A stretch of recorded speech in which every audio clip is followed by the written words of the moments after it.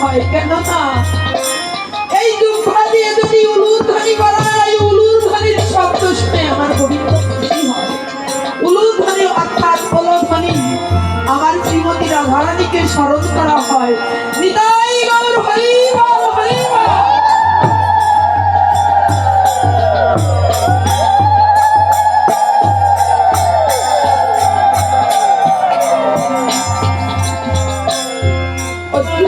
ঠাকুর যখন এই শ্লোকটি পাঠ করেছে তখন বুঝতে পেরেছে ভগবান ভক্তের বোঝা বহন করে। এই শ্লোক আমি গীতাতে রাখবো না, কেননা গীতায় সমস্ত কথা আমার ভগবানের মুখনিঃসৃত বাণী। গীতার কথা কখনো মিথ্যা হতে পারে না। গীতাতে যদি এই শ্লোকটি থাকে তাহলে গোবিন্দ আমার অবশ্যই ভক্তের বোঝা বহন করবে। আমার নেই অর্জুন মিশ্র থাকতে ভগবান কেন ভক্তের বোঝা বহন করবে?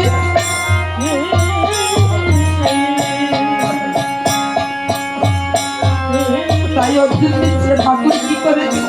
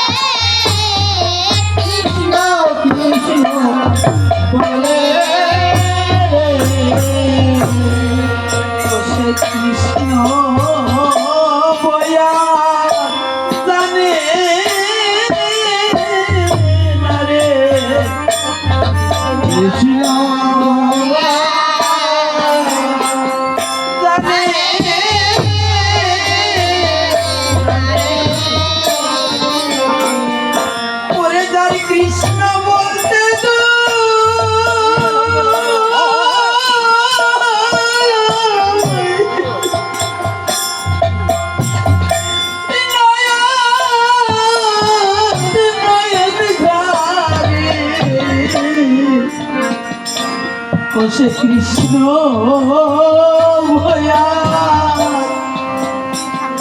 আর জানে জানে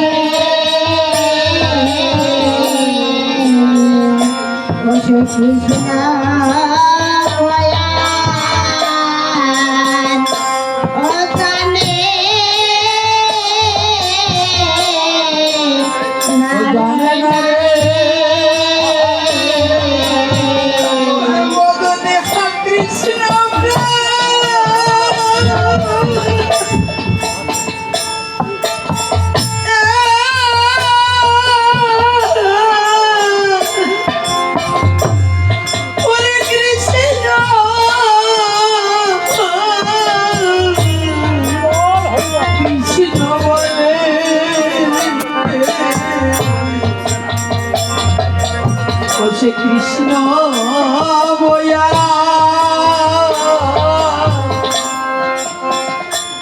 জানে জানে না রে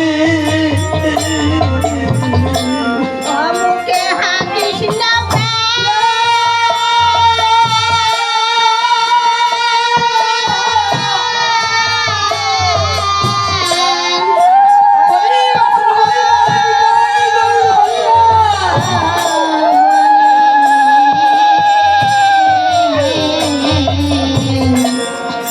কৃষ্ণ বইয়া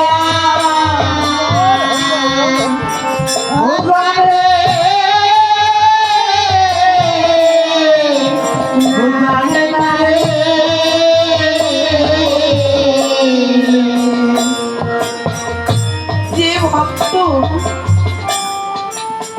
সদা সর্বদা কৃষ্ণ কৃষ্ণ বলে কাঁদে আমার ভগবান কি সেই ভক্তের ছাড়া থাকতে পারে? তাই শ্রীধাম বৃন্দাবনে একদিন শ্রীমতী রাধারানীকে আমার গোবিন্দ জিজ্ঞাস করেছিল,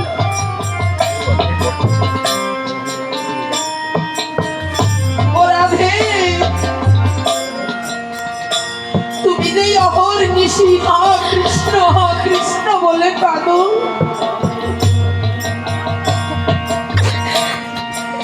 এই কৃষ্ণ বলে কেঁদে কেঁদে তুমি কত সুখ পাও রাধে? শ্রীমতী রাধারানী বলেছিল, প্রভু হে,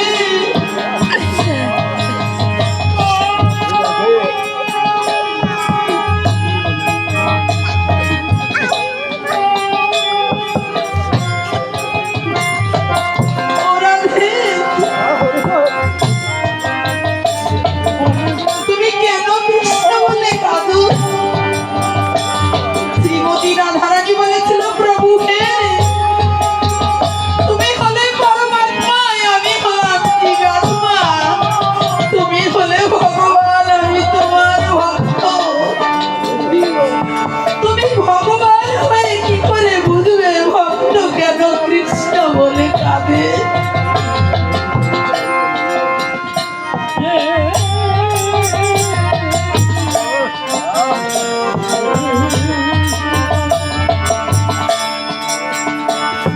প্রভু হে,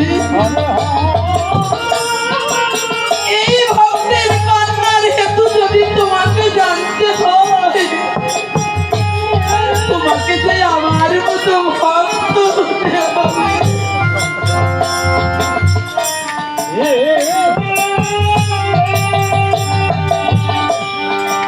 গোবিন্দ আমার শ্রীমতী রাধারানীকে কথা দিয়েছিল, রাধে, আগত যে কলি আসছে ওই কলিতে আমি ভক্ত হয়ে বদনে হরে হরে করে দেব, সেটি আমি তোমার এই কান্নার হেতু জানতে পারব রাধে।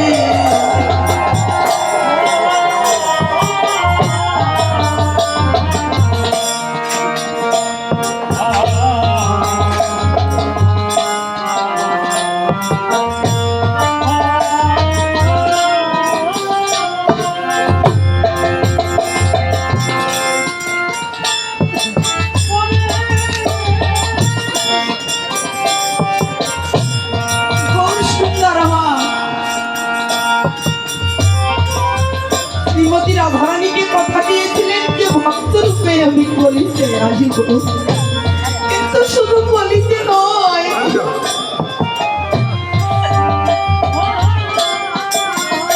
সত্যতে দাদাপর বলি তার যুগে এই গোবিন্দ আমার ভক্তের হাতে বাঁধা, ভক্তের হাতে প্রেমের ঘুরি, যেদিকে ঘুরাই সেই দিকে ঘুরি, ভক্তিতে খাইলে খাই, না খাইলেই উপবাসী যায়।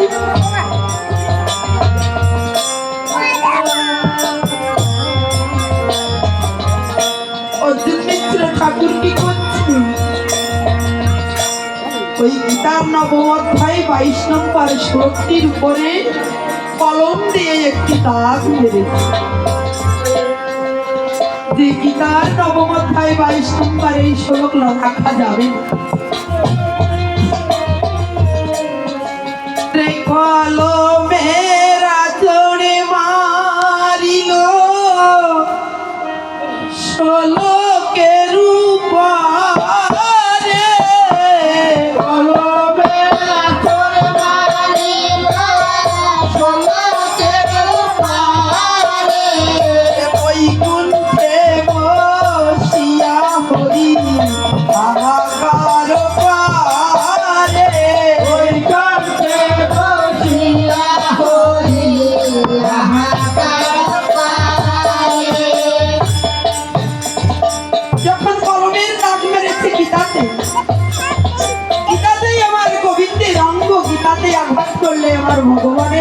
আঘাত করা হয়।